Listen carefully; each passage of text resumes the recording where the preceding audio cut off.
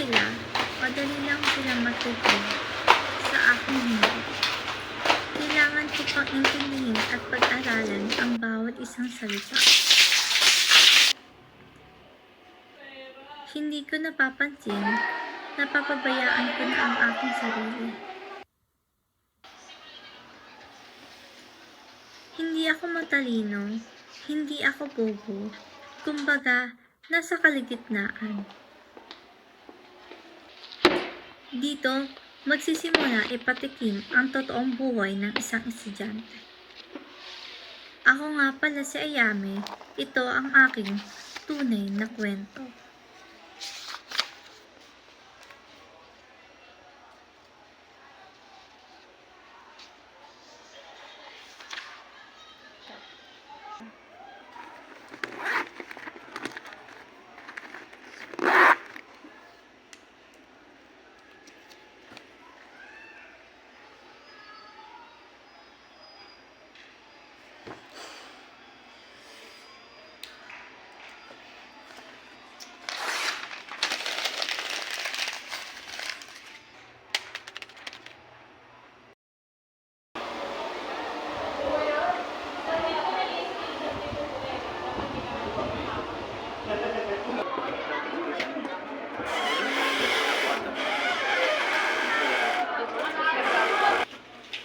Anak,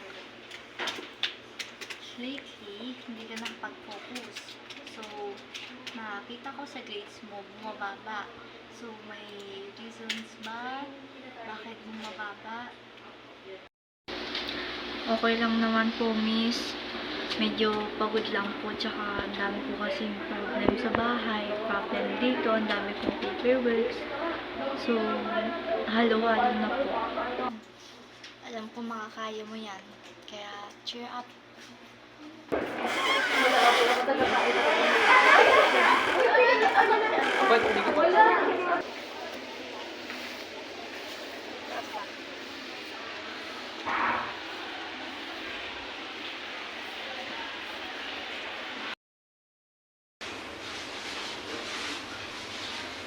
Po?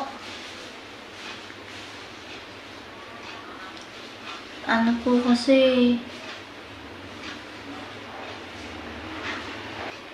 Ma, baksak po ako. Ginagawa ko naman lahat. Maabot pa ako ng 2:00. Kaka-review. Kasi yung pagkaaral lang talaga ayaw sa akin. Gusto ko naman matuto. Gusto ko mag-aral. Gusto ko matuto mag-English. Pero parang yung pagkaaral yung ayaw sa akin. Hindi ko alam. Nag-review ako. Bumabaksak. Siyempre po, gusto ko po kayo bigyan ng magandang grades. Yung mga classmate ko, competitive. Tapos yung first grading, naging competitive ako.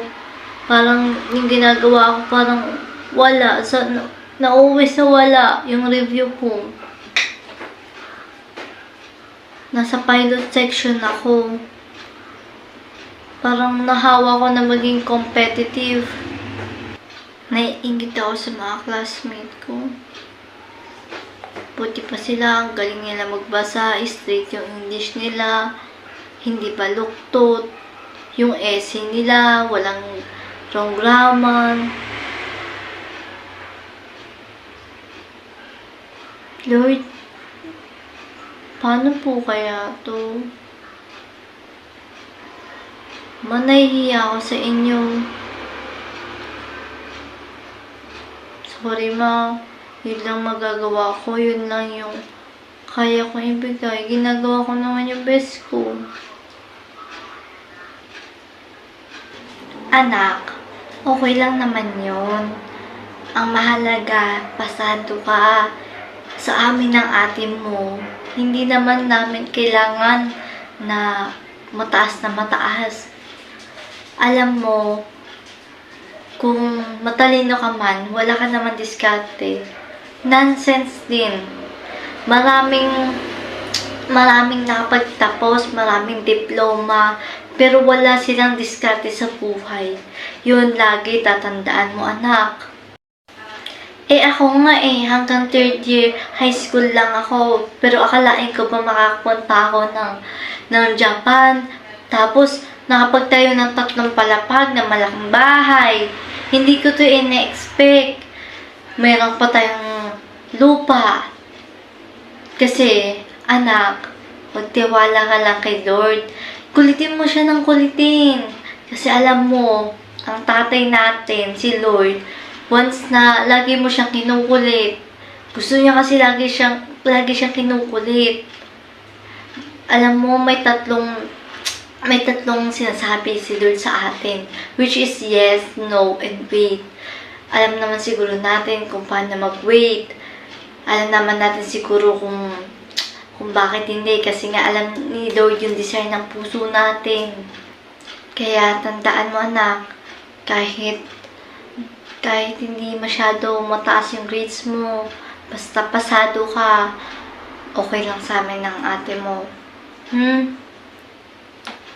I love you po, ma. I love you too.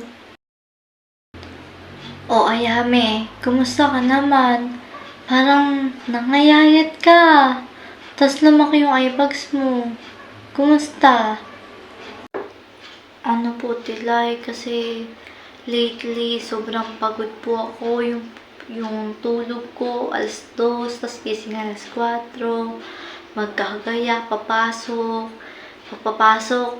lesson, uuwi, project, assignment, uuwi. Pagtapos nun, sabay nun, trabaho sa bahay, luto. Andun yung point na paulit-ulit na lang, pa-circle na lang yung ginagawa ko. Tapos dumating pa sa point na nagre-review ako 2:00 na, gising 4:00, gagayak, ganun. Alam mo yun, yung magre-review ko, tapos pagdating ng quizzes, exam, baksak. Nahirapan ako sa lahat ng subject. Ang hirap talaga, Tilay. Tapos parang, alam mo yun, parang nawawalan na ako ng gana. Sabi ko nga, sana mawala na lang ako, ganun. Sobrang ang hirap. Yung kumbaga parang aral ka ng aral. Review ka ng review kasi gusto ko talaga maging mataas talaga grades ko. Pero nakakaya kasi kay mama Sila ate, sila nagpapaaral sa akin. Gusto ko mataas yung grades ko. Naging competitive din ako kasi mga classmate ko matatalino, nakakahiya. Dumating sa point na aral ako ng aral, pero yung pag-aaral ayaw sa akin. Sobrang stress na talaga ako. Hindi ko na alam gagawin ko. Tapos job interview namin. Tapos hindi ako nakasagot. Maayos. Sobrang ang hirap talaga. Alam mo, Ayame, sa nakikita ko sa'yo, makinig ka. Hindi mo binibigay lahat kay Lord, lahat. Ginagawa mo lahat, sinasacrifice mo. Even though na nanghihina ka na, yung physical mo bumibigay na. Alam mo, masasabi ko sa'yo, yung physical natin napapagod yan. So, dapat ibigay natin kay Lord, mag-pray ka, mag-devotions ka. Ito lang ay papaliwanag ko sa'yo, ha? Ito si Lord. Ang ginagawa mo, umiibabaw ka kay Lord, tapos lahat, ikaw gumagawa. Hayaan mo si Lord ang gumawa para sa'yo. Hayaan mo si Lord yung gumabay, yung kumilos sa buhay mo. Okay? Yung katalinuhan, yung pagsisipag sa pag-aaral. Yes, you can. Pero hindi mo binibigay kay Lord Alam mo, nakita ko sa'yo, naging cold ka kay Lord. Nawala ka na sa ministry mo. try mong bumalik ulit sa ministry mo. Try mong unahin mo muna si Lord kaysa sa mga ginagawa mo. 'Di ba nung grade 10 ka, graduating ka, hinuna mo si Lord. Ano nangyari? Ang dami mong achievement. Dumami yung friends mo. Ngayon dahil nag-focus ka, hindi mo inuna si Lord, nawala lahat sa'yo ng isang iglap. Kasi nga, mas inuna mo yung hindi naman nauna kay Lord. Kaya kailangan mong bumalik. It's time. Tinatawag ka na ni Lord na bumalik ka na. Hindi ka naman i-condemn ni Lord pag bumalik ka na. Ay, ang daming kasalanan nito. Ay, ganito, ganyan. Alam mo, matutuwa pa yun sa'yo kasi bumalik na yung anak niya.